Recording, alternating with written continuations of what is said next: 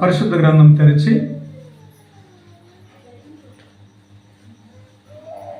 ఈరోజు ప్రత్యేకంగా మరి 1 తారీఖు 2025 సంవత్సరం అప్పుడే వచ్చేసాం మనం.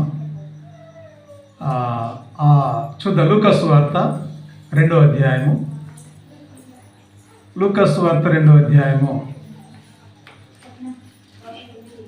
21వ వచనాన్ని మనము చదువుదాము. 22, 24 వరకు కూడా మరి ఈ భాగాన్ని మనము చదవాలి. ఎందుకంటే చూద్దాం. లూకాసు వార్త 2వ అధ్యాయము 21 నుండి 24 వరకు.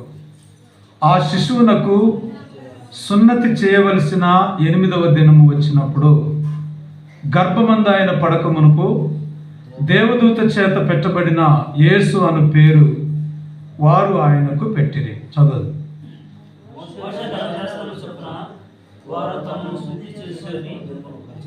గడిచినప్పుడు ప్రతి తొలిచూలు మగపిల్ల ప్రభువునకు ప్రతిష్ఠింపబడవలెను అని ప్రభు ధర్మశాస్త్రమందు రాయబడినట్టు ఆయనను ప్రభువుకు ప్రతిష్ఠించుటకును ప్రభువు ధర్మశాస్త్రమందు చెప్పబడినట్లు గువ్వల జతనైనను 2 పావురపు పిల్లలైనను బలిగా సమర్పించుటకును వారు ఆయనను యెరూషలేమునకు తీసుకుపోయిరి. చూడండి, మరి 8వ రోజు ప్రభు అయిన యేసుక్రీస్తు జన్మించిన 8వ దినం. పూర్వకాలంలో ఈ 8 రోజు అనేటటువంటిది స్త్రీ యొక్క ప్రసూతి దినాలుగా వీటిని భావిస్తారు. మోషే ధర్మశాస్త్రం చొప్పున లేవి కాండములో ఈ నియమాలు నిబంధనలు మనం గతంలో కూడా ఒకసారి చూసాం. మగపిల్ల పుడితే ఎన్ని రోజులు ఆ స్త్రీ కడగా ఉండాలి, తిరిగి మరలా సమాజంలో అనగా దేవుని మందిరంలో ఆమె బలర్పించి తిరిగి కలపబడుతుంది. ఆ శిశువు ఆడదైతే ఏ విధంగా ఉండాలి అనేటటువంటివన్నీ కూడా మనం చూస్తాం. అయితే ఇక్కడ ప్రభు అయిన యేసుక్రీస్తు జన్మించిన 8 దినాలకు ఇక్కడ ఏం జరిగింది? ప్రతిష్ఠిత చేయడానికి తీసుకొని వచ్చినట్లుగా మనం చూస్తున్నాం. వీటికి ఏం పేరు పెడతారు అని అంటే శుద్ధి దినములు. అంటే ఈ యొక్క స్త్రీ ఎప్పుడైతే ఆ శిశువును కని పొత్తిగుడ్డలతో చుట్టబడి ఆమె యొక్క నొప్పులు బాధను అంతా కూడా అనుభవించిన తర్వాత శ్రమ సుమారు 8 రోజులు 10 రోజుల వరకు కూడా ఆ పెయిన్ అనేటటువంటిది ఉంటుంది కనుక అవి పోవడానికి కావలసినటువంటి ఆ దినాలు.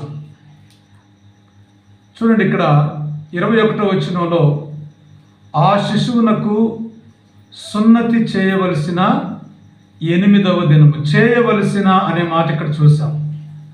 ఎందుకు చేయాలి అని అంటే దేవుడు అబ్రహాముతో ఒక నిబంధన చేశాడు. చూడండి, ఆదికాండము 15వ అధ్యాయం.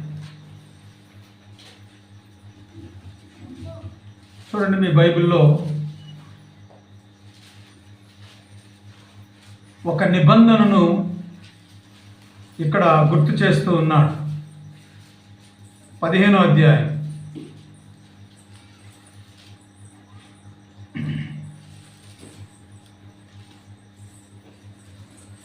మొదటి వచనం.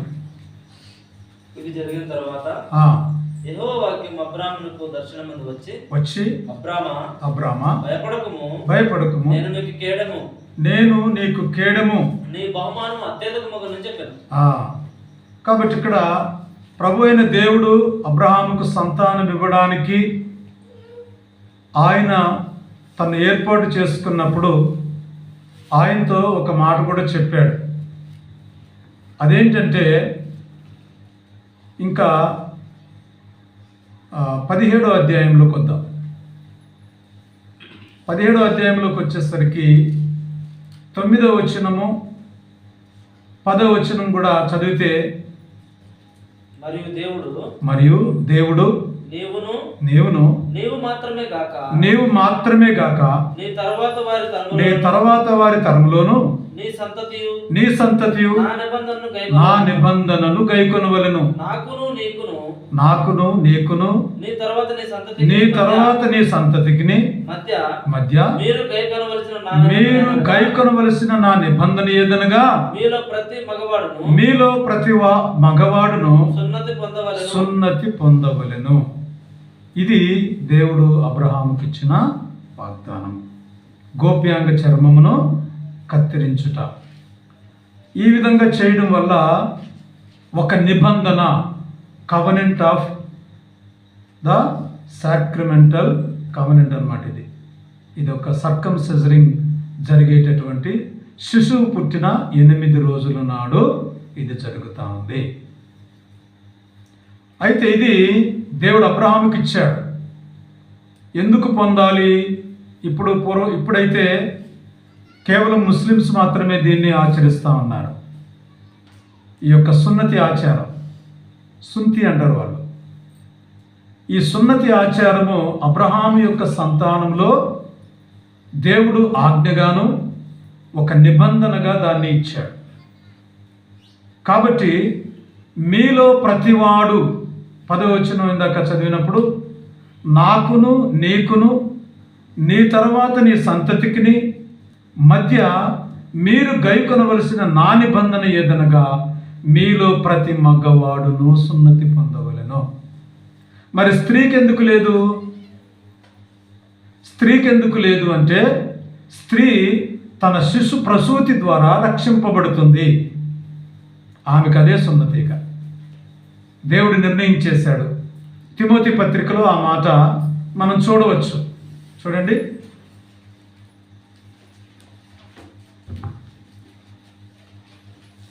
తిమోతి పత్రిక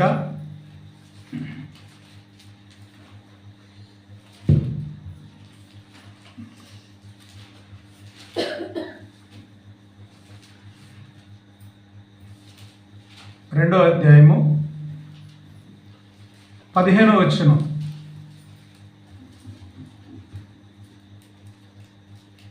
మరియు చదువు. ఆయనను వారు స్వస్థబుద్ధి కలిగి విశ్వాస, ప్రేమ, పరిశుద్ధత యందు నిలకడగా ఉండిన యెడల శిశు ప్రసూతి ద్వారా ఆమె రక్షింపబడును. ఎవరంటే పైన చెప్పబడిన అవ్వ, మొదటి స్త్రీ అయినటువంటి పురుషునిలో నుండి, ఎముకలో నుండి తయారు చేయబడినటువంటి అవ్వ ఏ విధంగా ఆమెకు రక్షణ అంటే శిశు ప్రసూతి ద్వారా ఆమెకు రక్షణ ఉంది. మరి పిల్లలు కననటువంటి వారి పరిస్థితి ఏంటనంటే, వాళ్ళ పరిస్థితి ఏంటి? వాళ్ళకి రక్షణ లేదా అనేది కాదు. కానీ దేవుడు ప్రతి వారికి కూడా వారి వారి తలాంతులను బట్టి, వారి వారి క్రియలను బట్టి దేవుడు గర్భఫలం ఇచ్చేవాడుగా ఉన్నాడు. గర్భఫలము దేవుని యొక్క బహుమానము. కాబట్టి లూకా సువార్త 2వ అధ్యాయము 21 ప్రకారంగా ఈ ఇశ్రాయేలు ప్రజలకు దేవునికి మధ్యలో ఉన్నటువంటి నిబంధన ఏంటంటే సున్నతి సంబంధమైన నిబంధన. ఈ నిబంధన ద్వారా వారు దేవుణ్ణి చేరుకుంటూ వచ్చారు. మరలా ప్రత్యేకంగా రక్షణ పొందడం అనేటటువంటిది వాళ్ళకు లేదు. ఇశ్రాయేలు ప్రజలు సున్నతి పొందారు అందరూ కూడా. కానీ మేఘంలో మనం గత ఆదివారం చదువుకున్న రీతిగా ఆ సముద్రంలో బాప్తిసం పొందారు. బాప్తిసం అనేటటువంటిది అది ఒక క్రియారూపకమైనటువంటి కార్యం. బహిరంగ ఒప్పుకోలు, నేను యేసుని నమ్మాను, యేసు ప్రభు దేవుడిని ఒప్పుకున్నాను అనేది ఒక సాక్ష్యం అంతే. కాబట్టి సిలువలో దొంగ మరి ఏ విధమైన బాప్తిసం పొందాడు? పొందకుండానే నేడు నీవు నాతో కూడా పరదేశంలో ఉండు అనే మాట అతనితో చెప్పబడింది. మరి ఎంత గొప్ప భాగ్యం చేసుకుంటూ వచ్చాడు అంటే సందర్భాన్ని బట్టి దేవుడు ఇక్కడ మనతో మాట్లాడుతూ ఉన్నాడు. కాబట్టి ప్రభువైన యేసుక్రీస్తు లోక పాపమును మోసుకుని పోవు దేవుని గొర్రె పిల్లగా ఈ లోకానికి రాకముందు దేవుడు తన ప్రజలైన ఇశ్రాయేలుకి ఇచ్చినటువంటిది ఏంటంటే సున్నతి. ఇక పురుషుడు పొందితే స్త్రీ పొందవలసిన అవసరం లేదు. ఒకవేళ పురుషుడు రక్షించబడితే స్త్రీ కూడా ఆ రక్షణలో ఎదుగుతూ ఉంటుంది. పురుషుణ్ణి దేవుడు సేవకు పిలిచాడంటే స్త్రీని కూడా పిలిచినట్టే. వారు వేరు కాదు, ఒక్కరే. అబ్రహాముతో చెప్పాడు కానీ ఇక్కడ నీవు నీ భార్య నీ అన్ని తీసుకొని రమ్మని చెప్పలేదు. నీవు బయలుదేరి వెళ్ళు, నీ బంధువుల దగ్గర నుంచి వెళ్ళు. సేవకు పిలిచినప్పుడు ఆ విధంగా అనిపించాడు. కాబట్టి ఒక వ్యక్తిని దేవుడు ఎలా చూస్తున్నాడంటే ఇద్దరిగా చూస్తున్నాడు. ఇద్దరు ఇమిడి ఉన్నారు. ఇది మర్మం. కాబట్టి స్త్రీనిగాను పురుషునిగాను దేవుడు ఆ యొక్క మనుషుని తయారు చేస్తూ వచ్చాడు. సరే, ఇక్కడ మనం లూకాసు సువార్తలో మనం గమనించినప్పుడు ఇక్కడ అర్పణ అనేటటువంటిది కూడా మనకు కనబడతా ఉంది. చూడండి, 20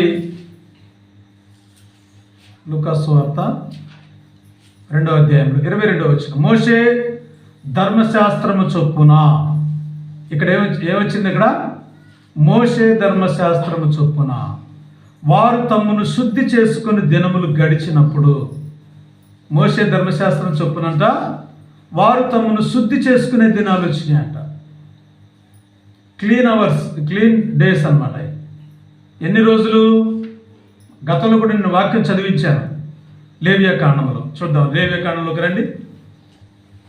ఈ శుద్ధి దినములు పూర్తయిపోయిన తర్వాత మోషే నియమించినటువంటి ఆ ధర్మశాస్త్రం ఏంటి?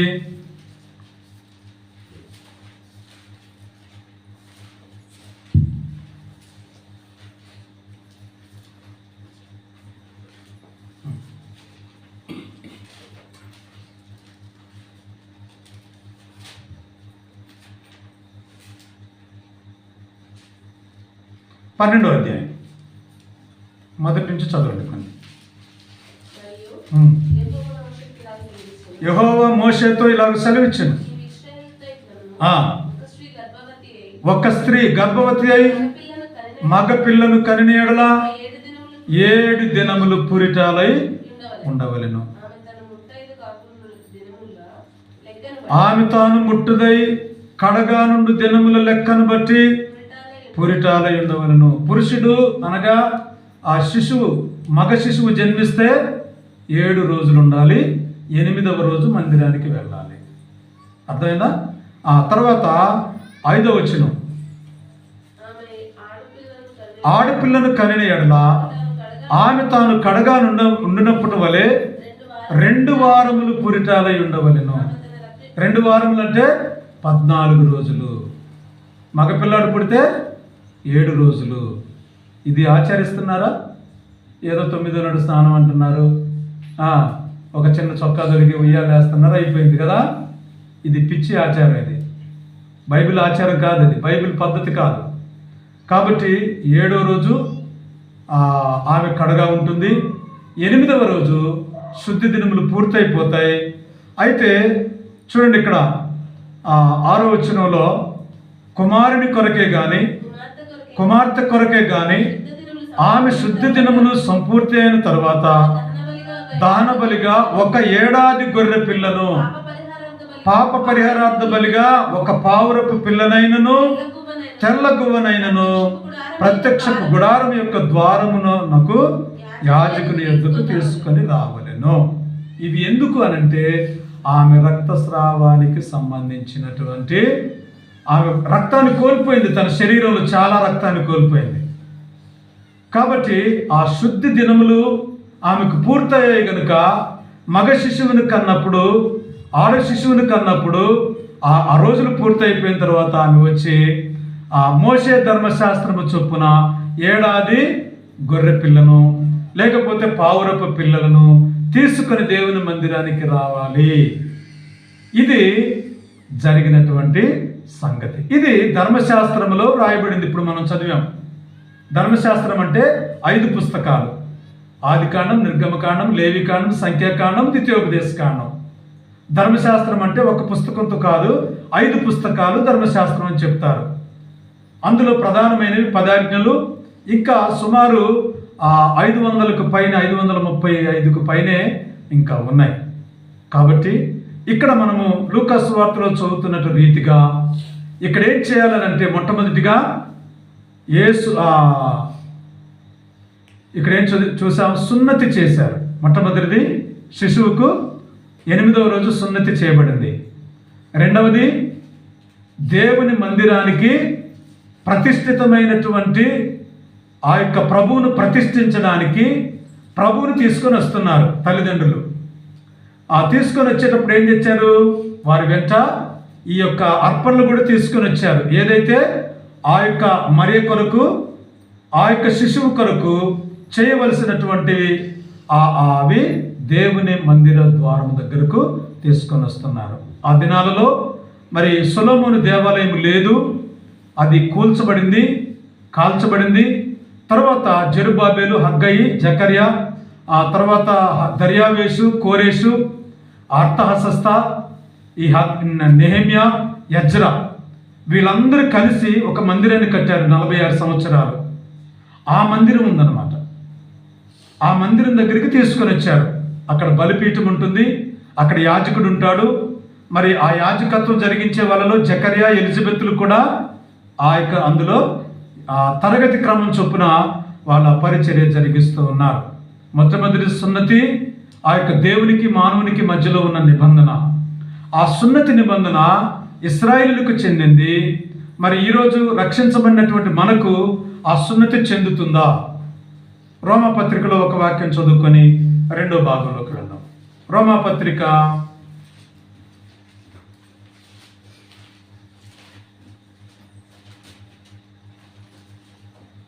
2వ అధ్యాయము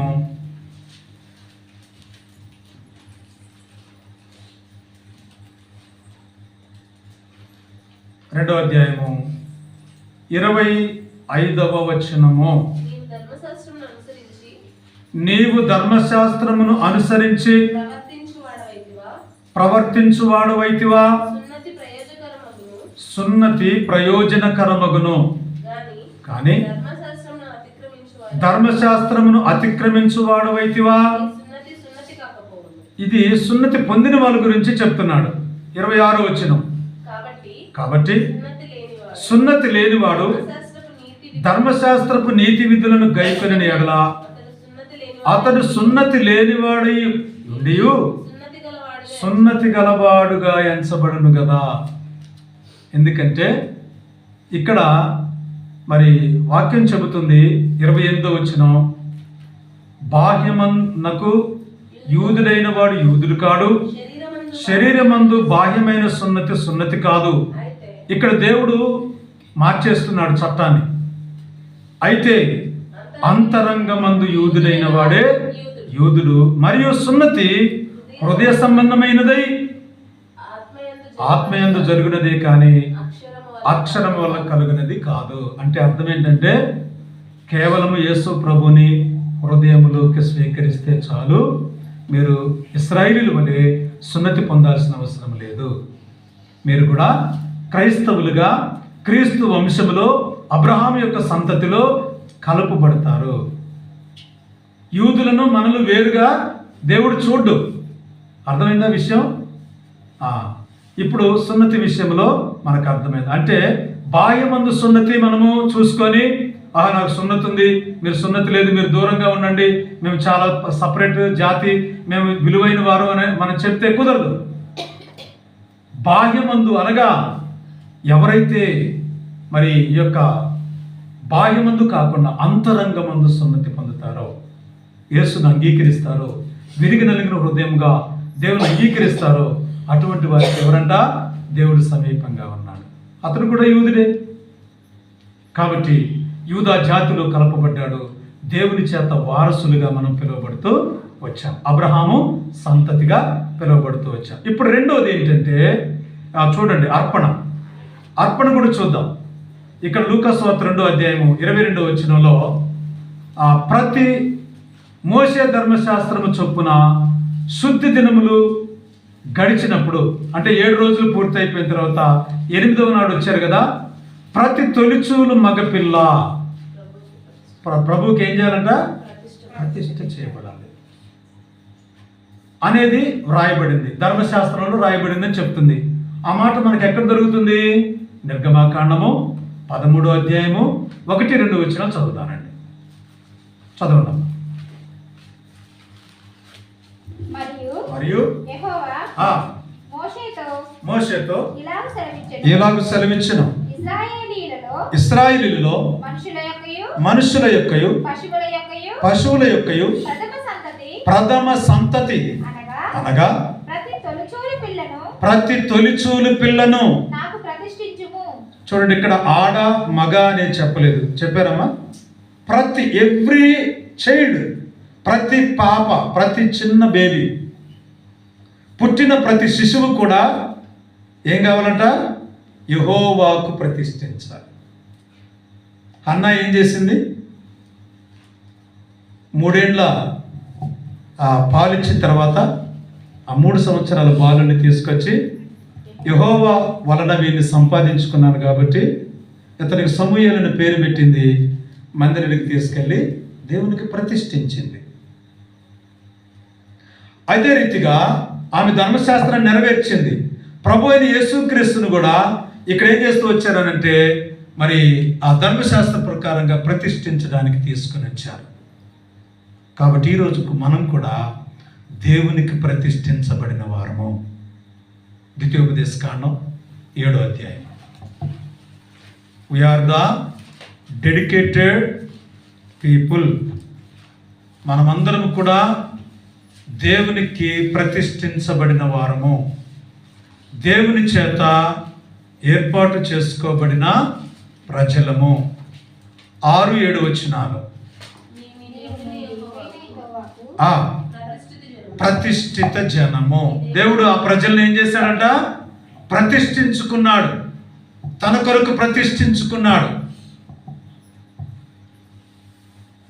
చాలామంది అంటారు, ఓ మీది పరాయి దేశ మతం అని అంటారు కదా. ఏమంటారు? పరాయి దేశ మతం, అమెరికా మతం, రకరకాల. అసలు అమెరికాలో యేసు ప్రభు వెళ్ళలేదు, అమెరికాకి దేవుడు వెళ్ళలేదు. అసలు ఆయన ఎక్కడ జన్మించారనంటే ఈ ప్రపంచానికి నడిబొడ్డు అయినటువంటి ప్రదేశంలో మధ్యధర సముద్రం దగ్గరలో యూదయ దేశపు బెత్లెహేములో ఆయన జన్మించారు. మీరు చూడండి, ప్రపంచ పటాన్ని తెప్పించుకొని అది ఎగ్జాక్ట్లీగా ప్రపంచానికి నడిబొడ్డైన ఊరు. ఎటు చూసినా ప్రపంచం అటుంటుంది ఇటుంటుంది. ఆయన మిడిల్ ఈస్ట్ ఆ ప్రాంతంలో జన్మించారు. యేసు ప్రభు వారు ప్రతిష్ఠించబడ్డారు, సమూయేలు ప్రతిష్ఠించబడ్డారు, ఇశ్రాయేలీయులందరూ కూడా దేవునికి ప్రతిష్ఠించబడ్డారు. అందుకనే దేవుడు అన్నాడు ఒక మాట, సమూయేలు 1వ గ్రంథం 12వ అధ్యాయము 22వ వచనంలో. చూద్దాం. మిమ్మును తనకు జనముగా చేసుకొనుటకు ఇష్టము కలిగి ఉన్నాడు. దేవుని ఇష్టం ఏంటో తెలుసా? ఈరోజు నిన్ను నన్ను కూడా తన ప్రజలుగా చేసుకోవడానికి ఇష్టం కలిగి ఉన్నాడు. ఇంతకంటే ఏం కావాలి చెప్పండి? కాబట్టి దేవుడు మనల్ని ఇష్టపడ్డాడు లేదా? ఆయన ఇష్టపడ్డాడు. ఎంతగా ఇష్టపడ్డాడంటే తన కుమారుని కూడా మన కొరకు త్యాగం చేశాడు. మనమైతే ఇవ్వం, మనమైతే ఇస్తామా? వేరే వాని కొరకు మన కుమారుని చంపడానికి ఇష్టపడతాం. మనమైతే దాచిపెడతాం. మావాడు రాడు నీతోటేనా, అతనికి కుదరదు అంటాం. కానీ దేవుడు దాచిపెట్టలేదు. యేసు ప్రభు కూడా ఈ లోకానికి వచ్చిన తర్వాత తన ముఖాన్ని దాచుకోలేదు. ఆయన కొట్టువారికి వీపు అప్పగించాడు. అటువంటి ప్రేమనిచ్చాడు. మనలను తనకు జనముగా చేసుకున్నటకు ఇష్టం కలిగి ఉన్నాడు. ఇక 3వ విషయం చూడండి, ఇక్కడ లూకా సువార్త 2వ అధ్యాయము 24వ వచనంలో ఇక్కడ ప్రతి తొలిచూలు పిల్ల మగపిల్ల ప్రభువునకు ప్రతిష్ఠిత చేయబడవరు అని ప్రభువు ధర్మశాస్త్రమందు రాయబడినట్లు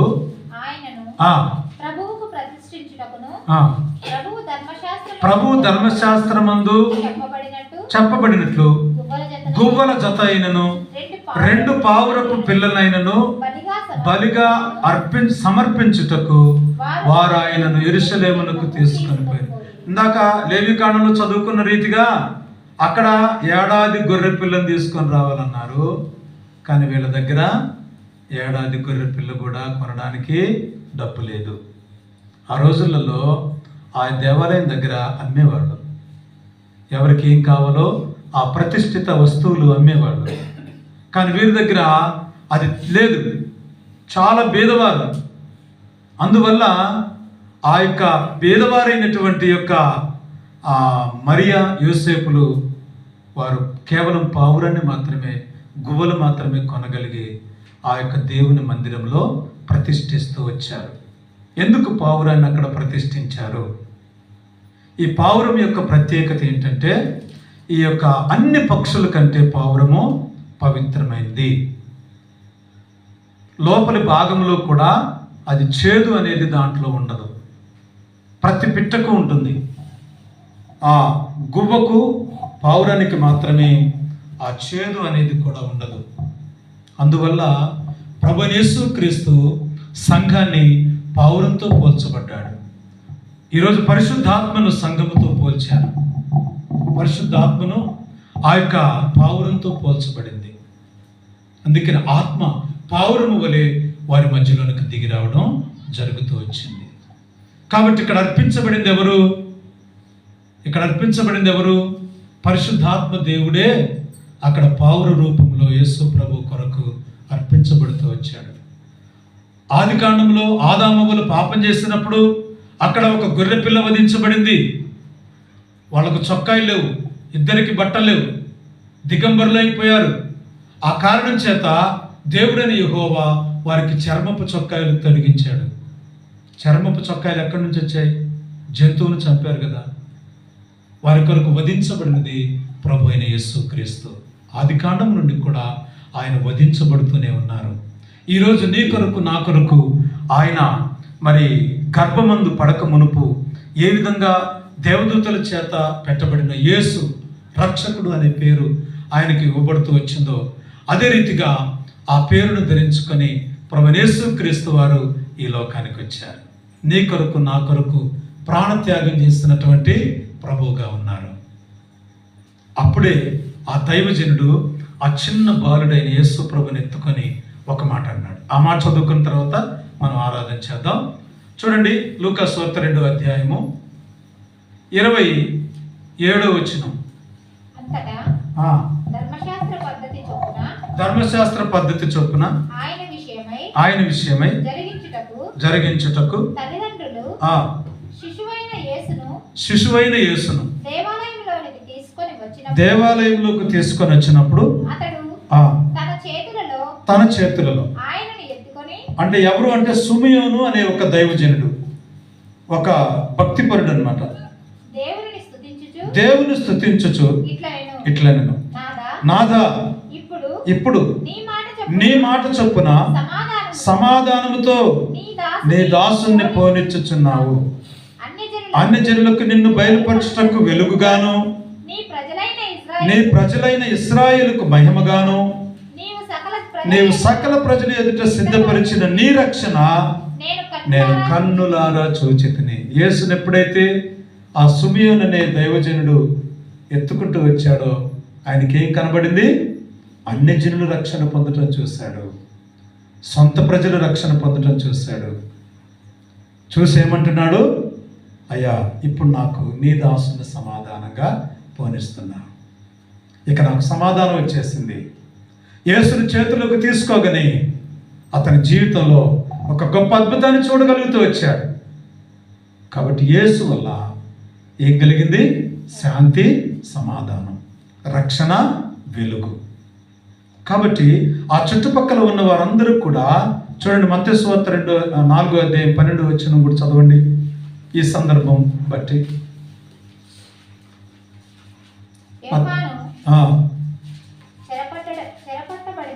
చెరపట్టబడ్డని 2వ అధ్యాయము నువ్వు చదువుతున్నావా? 4వ అధ్యాయం 12వ వచనం. ఒక నిమిషం ఉండండి. 4వ అధ్యాయము కింద భాగంలో చదువు. జబూలూను దేశము, నఫ్తాలి దేశము, యోర్దాను ఆవలనున్న సముద్ర తీరమున అన్యజనులు నివసించు గలిలయు చీకటిలో కూర్చుండిన ప్రజలు గొప్ప వెలుగును చూచిరి. మరణ ప్రదేశంలోను మరణ ఛాయలో కూర్చుని ఉన్నవారు వెలుగు ఉదయించెను.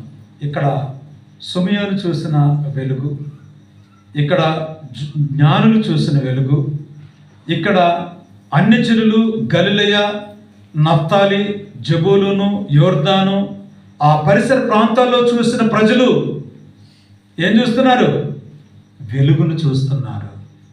కాబట్టి యేసు జన్మించినప్పుడు వెలుగు కలిగింది. ఆ వెలుగు నిన్ను నన్ను రక్షించడానికి ఈ లోకానికి వచ్చింది. కేవలం యూదుల కొరకే ఆయన పుట్టాడు కాబట్టి, తన ప్రజలను వారి పాపం నుండి ఆయన రక్షిస్తాడు కాబట్టి కేవలం యూదులకు మాత్రమే దేవుడా కాదు, అన్యజనులు అనే మాట అక్కడ రాయబడింది. సర్వలోకానికి వెళ్ళి సర్వ సృష్టికి సువార్తను ప్రకటించమని ప్రభు చెప్పాడు కనుక సర్వ సృష్టిలో విన్న వారంతా రక్షణ పొందారు. ఆ రక్షణ అన్యజనులైన మన దగ్గరకు కూడా పంపబడింది. చివరిగా అపొస్తలుల కార్యములు 28:28.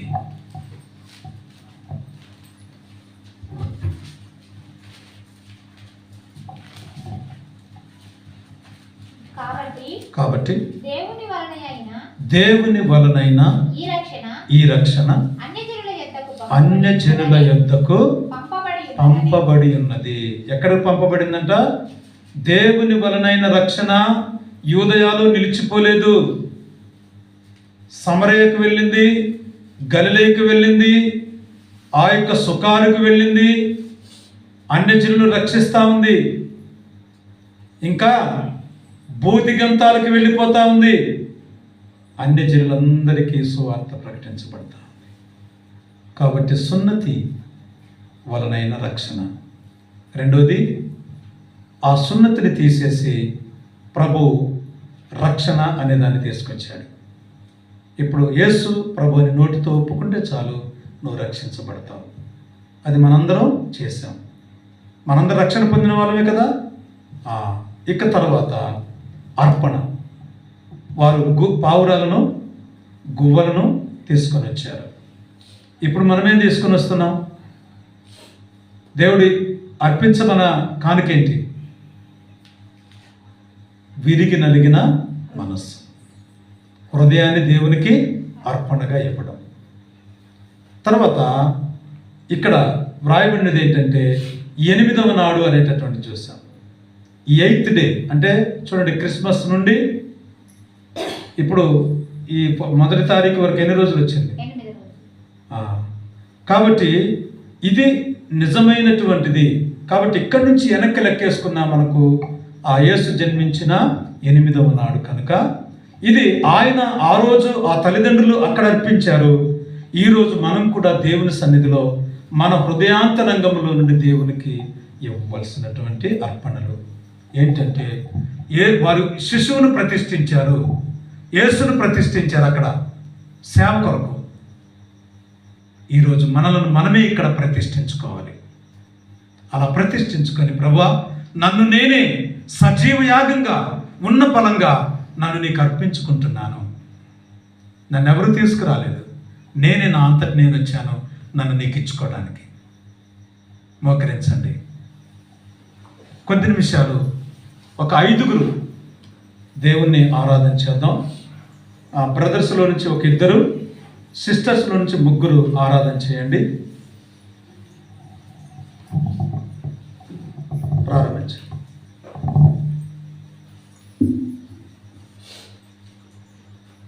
నన్ను మిక్కులుగా ప్రేమించిన ప్రియపరలోకమందున తండ్రి, పరిశుద్ధమైన బంగారు పాత్రలు పొందనాలు తండ్రి. ప్రభు యొక్క మరి ఉదయకాల సమయంలో తండ్రి ప్రభు నన్ను మరి మీ పాద సన్నిధికి చేరే విధంగా ప్రభు మేము ఆరాధించేటువంటి ధన్యతను భాగ్యంలో క్రీస్తు వచ్చిన విధానాన్ని బట్టి ప్రభా నీకే స్థుతులు తెలుసుకుంటున్నా తండ్రి. ప్రభా అనాదికాల సంకల్పం చొప్పున జ్ఞాపకం చేసుకొని తండ్రి ప్రభా గడిచిన సంవత్సరం అంతా కూడా మీరు ఎంతగానో